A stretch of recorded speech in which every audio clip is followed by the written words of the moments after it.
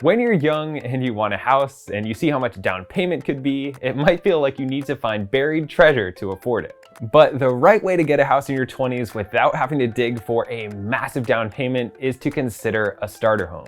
Now, I know it's not as flashy as the dream big, insta ideal, but a modest first home can come with big benefits. Today, I'm talking with personal finance pro Humphrey Yang about why investing in a home while you're young can be a great way to go.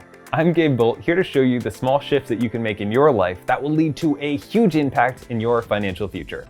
This is Big Change.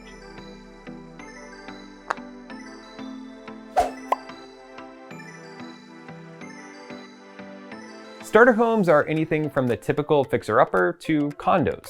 The biggest and most obvious benefit of a starter home is that they can be much cheaper than you think. But the average cost of a home will depend on your state, city, neighborhood, street, even what side of the street your home is on. It's all about location, location, location. The best reason to buy a starter home? Equity. When you're ready to move, you can use the equity you've built to make a down payment on your next home. And from there, you can rent out your starter home as a source of supplemental income. If you've got good credit and you think you're ready to commit to a mortgage, it's probably time to start looking at starter homes. You could possibly even build your own starter home. Tiny houses, anyone? But most people who want to get into real estate investing are going to start with your traditional, less than dream house. And now let's talk to someone who did just that. Humphrey Yang is one of thousands of savvy young investors who have figured out that real estate in your 20s isn't just desirable, it's doable. Well, thank you for coming on the show and taking some time to talk to us. Hey, thanks, Gabe. Thanks for having me. Appreciate it. So just kind of jumping right into it, what would you say is the difference between real estate investing and other kinds of investing? Yeah, so for me, I think that real estate investing definitely isn't as liquid as other types of investing. Like with the stock market, you can get your cash in and out as quickly as possible. With real estate, it's a little bit more of a commitment. However, I think that real estate does provide a lot of passive income and appreciation through the property itself. So I think it's a good way to diversify your investment portfolio away from the traditional securities market.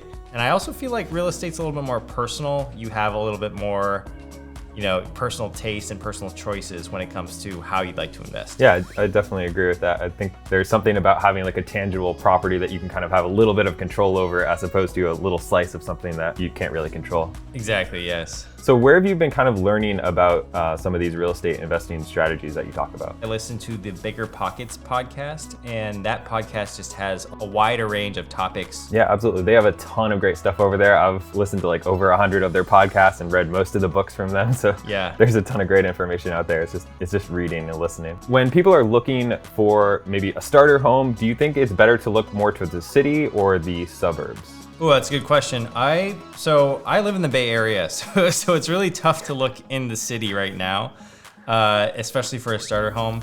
But even if you're in, let's say, a Midwest kind of city, metropolitan city like Kansas City, it still might be worth it for a starter home to look a little bit outside of the city, especially in 20 minutes away from downtown. Especially for a starter home, I think capital is going to be one of your biggest considerations. So if you can find a starter home that fits your needs a little bit outside of the city, it might be worth it. Yeah, I definitely agree with that, especially now when the prices have just shot up so much over the past couple of years. You might have to kind of expand where you're looking. Exactly. And with interest rates being so low right now, it actually might be even a better idea to go a little bit outside of your city too. Yeah, that's a really good point. So we've kind of just mentioned starter homes, but how would you define a starter home? Like, we'll go back to that. A starter home is something where you don't expect to be in it forever. So it's kind of like a stepping stone to your quote forever home. And with a starter home, I generally find that you don't get everything that you want. Like maybe you can choose a few things to consider. So for me, I really like to consider the bedroom bathroom combo. Those are basically non-negotiable items, but I am a little bit more flexible when it comes to, let's say, the date of the house or perhaps the rest of the configuration of the house. Yeah, it's definitely achievable, but it all depends on your circumstances. And one thing that's interesting is that, I have a lot of friends in this Bay Area here, and they're looking to other states to buy rental properties because they're more affordable, and they can actually make that investment with a smaller down payment. And then once they're cash flowing there, then they can possibly think about, the different types of ways that they can use that leverage of the equity of that house to either make more money or perhaps purchase a starter home in my area, right? So what would you say are some of the pros of a starter home? One, lower budget needed, right? Two, the interest rates right now are pretty low. You can get started a lot sooner and start building equity in the asset like right away, especially with a starter home being lower budget. And then since it's less expensive than other homes, perhaps your property taxes and your maintenance are going to be a little bit lower as well. Those are some great pros. How about some cons? You're going to have fewer options to choose from, especially in bigger competitive markets. Yeah. Might not exactly be what you want right away. It might be older. How do you feel about people as a starter home purchasing a fixer-upper? I think I think it's a good idea. It's just really dependent on the individual, right? So some individuals and couples that are okay living in something less accommodating for now, and they're willing to invest in their property. So they're willing to kind of put in the elbow grease or the personal labor needed to fix it up themselves. They find it quite worth it. I think it's just a really personal choice when it comes to a fixer-upper. I know that some people just don't feel like working on a house, right? And that's kind of why people are willing to pay more for something that's already ready to go, or turnkey. Yeah. It also depends on the person's skills too, right? Like, so, my friend's dad is a carpenter. So if you have that kind of network and that resource web behind you, it could be quite efficient and quite worth it. That's kind of like almost a way of house hacking to live in flip. What do you think about using roommates to help pay for a starter home mortgage? I would be hesitant to go in on a mortgage with some roommates. So I think that always can be a little bit complicated, but I think it's a really good plan. Like, I think a lot of people do it, right? They'll buy a starter home or maybe just a forever home with 3 bedrooms, and they'll rent out one of them to their friends. But as long as it's transparent with everybody, I think that could help.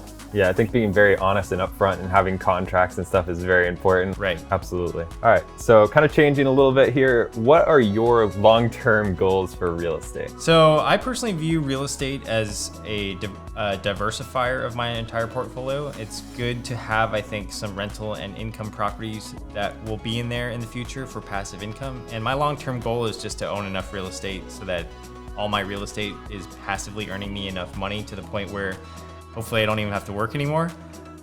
So I actually just calculated that on average per year, it costs me around $36,000 to $40,000 to run my entire life. And so if I can own enough real estate to cover those amount of expenses, then technically I don't even have to work anymore. And that's a pretty powerful feeling. Yeah, that's really cool. I think that also kind of shows that if you're able to get your income or your expenses down low, then you don't need to make, $10 million or something like that in order to be able to retire. If you're able to build up 40K in passive income, you're able to reach kind of like a lean fire. Yeah, exactly. And it's not that 40K is easy to build. It's still really tough to build. But if you know your number, it helps a lot. And it kind of puts that goal, it makes that goal tangible. Absolutely. So I know you touched on this earlier, but what are some starter home musts for you? I don't really want to be looking for fixer-uppers in my case, just because I don't think I have that network that I alluded to earlier. And if I'm going to be living in a starter home, I would prefer it to be around 1,000 to 2,000 square feet. And the other thing that I think about starter homes that's a must is trying to buy the worst home in the best neighborhood, or basically the lowest budget home in the best neighborhood, because then that way at least I'm taking advantage of the appreciation, right? All the other homes will bring my starter home value up, and hopefully that'll be a good way for me to leverage that home into my next home. So you got to be familiar with your area. Yeah, and I've generally found that even if you're the smallest house in the best neighborhood, as long as the neighborhood's doing well, then you will do well as well. So, and probably disproportionately so in a good way. Awesome. All right, so to kind of wrap this up, what is some of the best investment advice you have ever come across? So I actually had lunch with a very successful investor, and it sounds really simple, but most active fund managers, especially with the stock market, active fund managers can't beat the market. So he was basically saying, what makes you think that the retail investor like you can actually beat the market? And so the retail investor who is day trading almost never wins they never win out over a long period of time. So it's just best to sock away your money into, let's say, a long-term index fund or an ETF that covers the entire market and just consistently invest over a long period of time. So I think that's one key piece of advice. And then the other one is having diversification is really solid. You don't want to be so concentrated in one asset where that one asset can tank your entire portfolio. So For example, if you just had a stock portfolio of 2 stocks, then if one of those stocks went under, or let's just say they had a bad day, your entire portfolio would go down. So having a wide array of investments in your portfolio is going to help you weather the storm, if there are going to be storms. Well, I think both of those are great to remember. It's diversification and then not trying to beat the market. Humphrey, thank you so much for taking some time. This has been great. All right, thanks for having me, Gabe. Appreciate it. Humphrey pointed out some realistic cons. Because starter homes are older, they can sometimes lack modern amenities. And if your house is really small, it might be cramped if you're trying to live with roommates or family. Also, don't forget that fixer-uppers need to get fixed up. Get an inspection before you buy and make sure that you're ready to deal with repairs. The best case scenario is your home will increase in value if you put a little work into it. This might depend on how good of a handyman you are. If you're not able to maintain the home yourself, you may want to invest in a home warranty. Starter homes are often closer to city centers, so they're great for people in their 20s. If you're young, an easy commute and access to restaurants and nightlife may be more important than a good school district or a big backyard. Because starter homes are smaller than forever homes, that means spending less money on repairs, upkeep, saving on heating and cooling, and even buying less furniture for those 3rd and 4th bedrooms that you don't have. And that's important for new buyers who may not realize all the costs that come along with home ownership. How long you want to stay before you upgrade to Starter Home 2.0 will depend on your specific home, market, and current economy. But in general, it's a good idea to wait at least 5 years to allow for enough appreciation that makes selling worthwhile. As with any commodity, your goal should be to buy low and sell high. Check with your lender about how much you should spend, which should never be more than you can afford. Your first simple step, make a budget and stick to it. It might sting at first, but it is a great way to stop frivolous spending. Then once you've cut out your takeout budget, head over to Rocket Homes to search for homes to put on your vision board, or you can reach out to a Rocket Homes agent who can help you get started on your home buying journey. Thanks again to Humphrey Yang for talking with me today. And if you guys want to see more Big Change, you can click right over here. And don't forget to like and subscribe down below so you never miss an episode of Big Change.